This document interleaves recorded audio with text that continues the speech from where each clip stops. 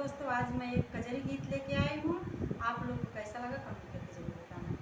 रावण खड़ा भइल धई के दुअरिया सखी पकड़ला कलैया सखीना।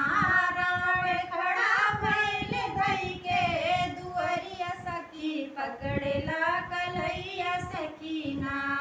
घर से निकली सीता रानी थाली मोतियन से भरी। घर से निकली सीता रानी थाली मोतियन से सजी। भिक्षा लेत नाही फेरत पुतरिया सखी पकड़ला कलैया सखीना। भिक्षा लेत नाही फेरत पुतरिया सखी पकड़ला कलैया सखीना।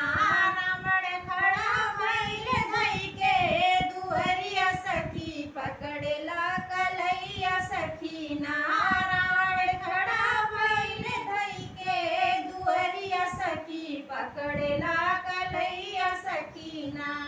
लिए रथ पे बैठाए सीता करई हाय हाय। लिए रथ पे बैठाए सीता करई हाय हाय। रावण लइके चला लंका की ओरिया सखी पकड़ला कलैया सखीना।